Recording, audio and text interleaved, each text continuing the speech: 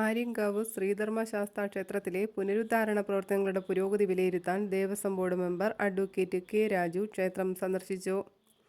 6 കോടി രൂപ ചെലവിൽ 3 ഘട്ടമായിട്ടാണ് പുനരുദ്ധാരണ പ്രവൃത്തികൾ നടത്തുന്നത്. ക്ഷേത്രത്തിന്റെ നാലമ്പലത്തിന്റെ നിലവിലെ കരിങ്കൽ ഭിത്തികൾ ഇളക്കിമാറ്റുന്ന ജോലികളാണ് 1ാം ഘട്ടമായി നടത്തുന്നത്. നിർമ്മാണ പുരോഗതി വിലയിരുത്തിയ ശേഷം നവീകരണം വേഗത്തിലാക്കുന്നതിന് അദ്ദേഹം നിർദ്ദേശം നൽകി. ദേവസ്വം ബോർഡ് അസിസ്റ്റന്റ് എഞ്ചിനീയർ, ക്ഷേത്രം മാനേജർ അജി, ഉപദേശക സമിതി അംഗങ്ങൾ എന്നിവരും നവീകരണ പുരോഗതി വിലയിരുത്തുന്നതിന് ഒപ്പം ചേർന്നു. നൂറ്റാണ്ടുകൾ പഴക്കമുള്ളതും കരിങ്കൽ കൊണ്ട് നിർമ്മിച്ചതുമായ നാലമ്പലത്തിന്റെ മേൽക്കൂര ചോർന്നൊലിച്ച് ഭിത്തികൾ തകർന്നിരുന്നു. ദേവസ്വം അധികൃതരുടെ പരിശോധനയിൽ നാലമ്പലത്തിന് കേടുപാടുകൾ കണ്ടെത്തിയതിനെ തുടർന്നാണ് നവീകരണം ആരംഭിച്ചത്. ഇവിടെ നിന്നും ഇളക്കി മാറ്റിയ കരിങ്കൽ പാളികൾ തന്നെ ഉപയോഗിച്ച് ഭിത്തികൾ നിർമ്മിക്കും. കൂടാതെ മേൽക്കൂരയിൽ കരിങ്കൽ പാകി അതിനു മുകളിൽ തടികൊണ്ട് മേൽക്കൂര നിർമ്മിച്ച് ചെമ്പ് തകിട് പാകി ചുറ്റമ്പലം നിർമ്മിക്കും. ക്ഷേത്രം തന്ത്രിയുടെയും വാസ്തു വിദഗ്ധരുടെയും നിർദ്ദേശാനുസരണം പുതിയ ബലിക്കൽ പുര കൂടി ആദ്യഘട്ടത്തിൽ ഉൾപ്പെടുത്തിയിട്ടുണ്ട്.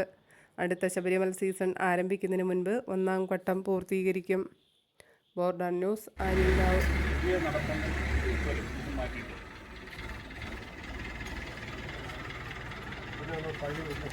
മണലും കുമ്മായം കൂടെ മാത്രം മിക്സ് ചെയ്ത് ഒരു കോമ്പിനേഷൻ ഉണ്ട്. സിമെൻറ്റ് വരുന്നതിന് മുമ്പേ ഇത് സിമെൻറ്റാണ്, ഇത് പിന്നെ തേച്ചതാണ്. ഇത് പുറത്ത് തേച്ചേക്കുന്ന സിമെൻറ്റ്, അത് പിന്നെ തേച്ചതാണ്.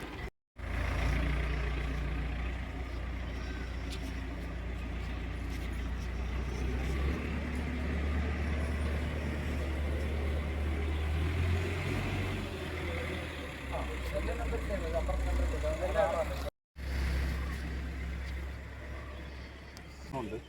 ഇതിനകത്ത് ഈ വെള്ളം ഇറങ്ങിയിട്ട് ആ ലോഡ് താങ്ങാൻ പറ്റാതെ ഇരുത്തിയതാണെന്ന് എനിക്ക് തോന്നുന്നത്. കാരണം ഇത്രയും കനത്തിൽ മണ്ണിരിക്കുകയായിരുന്നു. ആ മണ്ണിനകത്ത്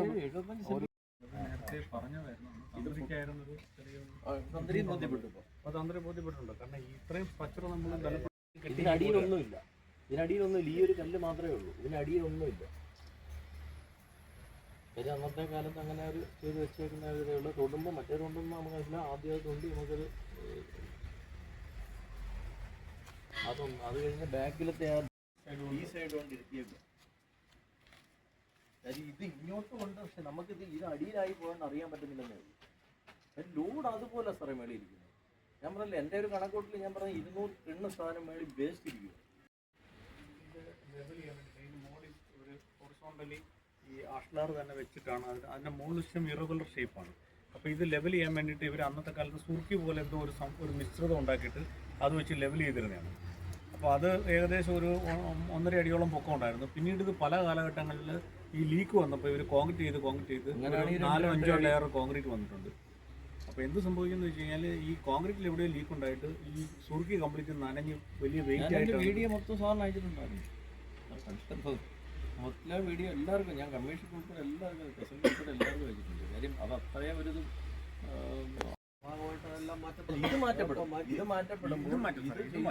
ഇതുകൂടെ ചെയ്തില്ലെങ്കിൽ നമുക്ക് ആ ഒരു ഭാഗം മാത്രം ഒരു അമ്പലത്തിൽ ചെയ്തിട്ട് കാര്യമുണ്ടോ എന്നുള്ള ഒരു ഇതേ ഉള്ളൂ.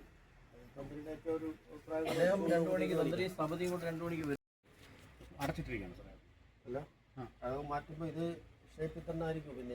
അതെ അതെ, ഈ അളവുകൾക്കൊന്നും വ്യത്യാസം വരത്തില്ല. ഒരു കാരണവശാലും ഒന്നിനും വ്യത്യാസം വരത്തില്ല. പൊട്ടിയത് ഡാമേജ് ഉള്ളത് മാത്രം ചേഞ്ച് ചെയ്യുന്നത് മാത്രമേ ഉള്ളൂ.